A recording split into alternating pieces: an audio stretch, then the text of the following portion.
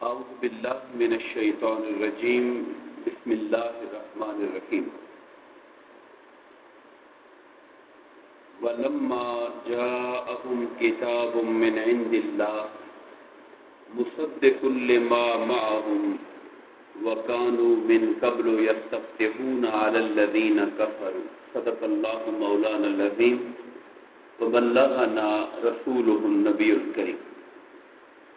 محترم مکرم قابل صد احترام سامعین عزیز شان، اللہ تبارک و تعالیٰ کے فضل و کرم اور آقا کریم علیہ الصلوۃ والسلام کے نالین پاک کے تصدق سے سورہ البقرہ کی آیت نمبر 89 اور 90 کے حوالے سے ہم انشاءاللہ گفتگو کریں گے۔ اللہ پاک نے ارشاد فرمایا وَلَمَّا جَاءَهُمْ كِتَابٌ مِّنْ عِندِ اللَّهِ، اور جب ان کے پاس اللہ کی طرف سے کتاب نازل ہو گئی۔ ان کے پاس سے مراد کیا ہے؟ وہ قوم بنی اسرائیل جس کا ذکر ہم پڑھ رہے ہیں پچھلی کئی آیات میں، اور ابھی آگے بھی اس کا سلسلہ چل رہا ہے۔ انہی پر ہونے والے اللہ کے انعامات اور ان کی طرف سے اللہ تعالیٰ کے احکامات کی نافرمانی، اللہ کی نعمتوں کی ناشکری اور اس کا جو انجام ہوا، اس کا ایک مسلسل ذکر ہے جو سورہ بقرہ کے رکوع میں ہو رہا ہے۔ اور مقصود یہ ہے کہ ہم امت مسلمہ اپنے حالات پہ غور کریں اور اللہ تعالیٰ کے ہم پر جو احسانات اور نعمتیں ہیں ان پہ اپنی توجہ مرکوز کر کے اللہ کے شکر گزار بندے بننے کی کوشش کریں۔ فرمایا جب ان یہود کے پاس وہ کتاب آ گئی اللہ کی طرف سے، مصدق لما معہم، جو تصدیق کرنے والی تھی اس کتاب تورات کی جو ان کے پاس پہلے سے موجود تھی۔ اب یہ کس کتاب کا ذکر ہو رہا ہے؟ وہ کتاب آ گئی جو اللہ کی طرف سے آ گئی، جو تصدیق کرنے والی تھی۔ اس سے مراد قرآن مجید ہے کہ آقا کریم علیہ الصلوۃ والسلام پہ اترنے والا کلام قرآن مجید نہ صرف یہ کہ خود سچا کلام ہے بلکہ وہ پچھلی کتابوں کی تصدیق بھی کرنے والا ہے۔ کلام صادق بھی ہے، کلام مصدق بھی ہے، تصدیق کرنے والا بھی ہے۔ یہ وہ لوگ تھے جو اپنی کتابوں میں آخری کتاب قرآن مجید کا بھی ذکر پڑھتے تھے، اور جس پیغمبر پہ وہ کتاب اترنے والی تھی اس نبی آخر الزمان صلی اللہ علیہ وآلہ وسلم کا ذکر مبارک بھی اپنی کتابوں میں پڑھا کرتے تھے۔ صرف ذکر نام ہی نہیں پڑھتے تھے بلکہ آپ کے اوصاف سے بھی واقف تھے کہ اس نبی کا اخلاق کیسا ہوگا، اس پیغمبر کی شکل و صورت کیسی ہوگی، اس پیغمبر کی عادات مبارکہ کیسی ہوں گی، اس پیغمبر کے ساتھ ہونے والے صحابہ کرام کا جذبہ جانثاری کیسا ہوگا۔ یہ ساری باتیں ان کی کتابوں کے اندر موجود تھی، اور ان کے جو علماء تھے وہ نسلاً بعد نسلاً سینکڑوں سالوں سے، صدیوں سے آنے والی نسلوں کو بتاتے ہوئے آ رہے تھے۔ کہا جس کا ذکر جس کتاب کا ہوتا تھا، جس پیغمبر کا ہوتا تھا، جب وہ تشریف لے آئے ان کے پاس، وَكَانُوا مِن قَبْلُ يَسْتَفْتِحُونَ عَلَى الَّذِينَ كَفَرُوا، اس پیغمبر اور کتاب کے آنے سے پہلے تو ان کا حال یہ تھا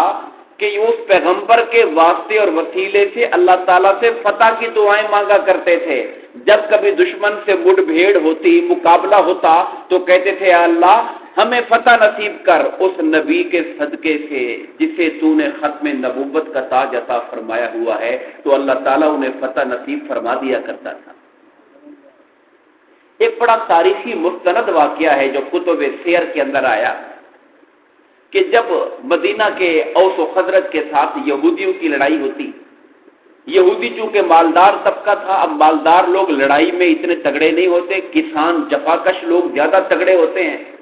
تو یہ لڑائیاں اکثر ہار جاتے، اور ان سے کہتے تھے کہ اچھا ابھی تو ہم ہار رہے ہیں مگر اللہ کا ایک نبی آنے والا ہے، ہم اس پر ایمان لائیں گے اور اس نبی کے ساتھ مل کر ہم تمہارے خلاف جہاد کریں گے، تو پھر تمہاری ہمت نہیں ہوگی ہمیں ہرانے کی۔ یعنی اس وقت ان کو سارا پتا تھا کہ وہ پیغمبر آنے والے ہیں، اور ہم ان کے ساتھ مل کے لڑیں گے تو کبھی ہاریں گے نہیں۔ یہ ان کی سوچیں پہلے سے موجود تھیں، اور اس سوچ کا ایک اثر ہوا انصار پر۔ آپ نے سیرت میں پڑھا ہوگا کہ نبوت کے 11ویں سال 6 لوگ مدینہ سے جو اس وقت یثرب کہلاتا تھا حج کرنے کے لیے گئے، اور آقا کریم علیہ الصلوۃ والسلام ان دنوں میں حاجیوں کو چھپ چھپ کے تبلیغ کر رہے تھے، اعلانیہ تبلیغ نہیں ہو رہی تھی۔ تو آپ ان 6 لوگوں کو عقبہ اولا، جس کو بیعت عقبہ اولا کہتے ہیں، وہ پہلی گھاٹی والی بیعت، پہاڑوں کے درمیان ایک گھاٹی میں چپکے سے جا کے آپ نے ان سے رات کو ملاقات کی، انہیں جا کے بتایا کہ میں اللہ کا پیغمبر ہوں، مجھ پر ایمان لے کر آؤ۔ تو انصاریوں نے چونکہ یہودیوں سے سنا ہوا تھا کہ پیغمبر آنے والا ہے، انہوں نے ایک دوسرے کی آنکھوں میں دیکھا، سرگوشیاں کی، لگتا ہے یہ وہی ہیں جن کا یہودی کہتے تھے، اس سے پہلے کہ وہ ایمان لے آئیں ہم کیوں نہ ایمان لے آئیں ان کے اوپر۔ تو اللہ نے ان کے دلوں میں ایمان کی توفیق ڈال دی، اور وہ لوگ نبی آخر الزمان صلی اللہ علیہ وسلم پر ایمان لائے، اور انہوں نے پھر مدینہ میں جا کر تبلیغ شروع کر دی، اور ان کی 2 سال کی محنت کے نتیجے میں تیسرے سال 72 سے زیادہ لوگ آقا کی بیعت کرنے کے لیے گئے، اور اس طرح اسلام مدینہ کے گھر گھر کے اندر پھیل گیا تھا۔ دیکھیے انتظار کون کر رہے تھے، مگر ایمان کس کو مل گیا؟ جو انتظار کرتے تھے اور باتیں کرتے تھے، وہ جب قرآن کہتا ہے فَلَمَّا جَاءَهُم مَّا عَرَفُوا، جب وہ پیغمبر تشریف لے آئے جن کو وہ اچھی طرح جانتے تھے، پہچانتے تھے، کفروا بہ، ان بدبختوں نے ان کے ساتھ کفر کر دیا، ان کا انکار کر دیا، ان کو نہیں مانا، پہچانتے ہوئے نہیں مانا۔ اب اللہ اس بات، ایک ہوتا ہے ایک بندے کو شک پڑ گیا، کلیئر نہیں تھا یار، پتہ نہیں یہ وہی ہیں کہ نہیں، مغالطہ لگ گیا، مغالطے میں نہ مانے اور معاملہ ہے، بات کلیئر نہ ہو اور معاملہ ہے۔ قرآن ان کے بارے میں کہتا ہے یعرفونہ کما یعرفون ابناءہم، یہ تو پیغمبر کو ایسے پہچانتے تھے جیسے باپ اپنے بچوں کو پہچانتا ہے۔ اپنے بچوں کو پہچاننے میں انسان کو کوئی شک نہیں ہوتا، ایسے ان کو بھی کوئی شک نہیں تھا کہ یہ اللہ کے آخری نبی ہیں، مگر انہوں نے نہیں پہچانا۔ کیوں؟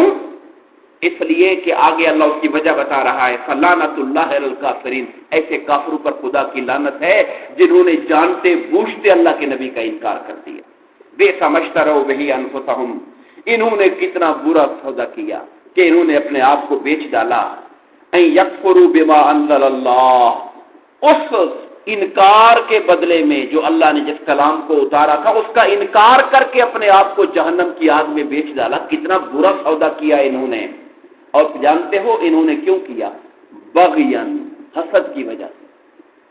سرکشی کی وجہ سے، کہ نبوت ان کا عقیدہ بن گیا تھا، کیونکہ پچھلے 1500 سال سے نبوت ان کے خاندان میں آ رہی تھی، ان کو لگتا تھا کہ نبی ہمارے خاندان سے باہر ہو ہی نہیں سکتا، ہم جیسے ہیں نبوت ہمارے اندر رہے گی، یعنی اولاد یعقوب علیہ السلام میں رہے گی، حضرت ابراہیم کے بیٹے اسحاق کے بیٹے یعقوب کی نسل میں رہے گی، ان کے علاوہ نبی نہیں ہو سکتا ہے۔ اللہ نے نبوت دی تو حضرت ابراہیم کی اولاد کو، مگر ان کے بیٹے اسحاق کی بجائے ان کے بیٹے حضرت اسماعیل کی اولاد میں حضرت محمد مصطفیٰ صلی اللہ علیہ وسلم کو نبوت عطا فرمائی۔ انہوں نے اس حسد میں آ کر اور سرکشی میں آ کر ہمارے خاندان کا نہیں ہے تو نہیں مانیں گے، ہماری نسل میں سے نہیں ہے تو نہیں مانیں گے، جانتے بوجھتے ہوئے کہ یہی پیغمبر برحق ہیں۔ اللہ مت کتنا برا سودا انہوں نے کیا کہ اپنے آپ کو اللہ کی اس وحی اور اللہ کے نبی کے انکار کے ساتھ روش پر چل پڑے اور جہنم کا سودا کر لیا۔ ان کو اس بات پہ سرکشی حسد ہو گیا، ان ينزل اللہ من فضلہ علی من یشاء من عبادہ، اللہ اپنے بندے میں سے جس پر چاہے اپنا فضل کر دے، جس کو چاہے نبی بنا دے۔ ان سے پوچھ کے نبی بنانا تھا، ان کو راضی کرنا تھا خدا نے کہ خدا ہے وہ اللہ ہے، وہ جس کو چاہے نبوت دے دے۔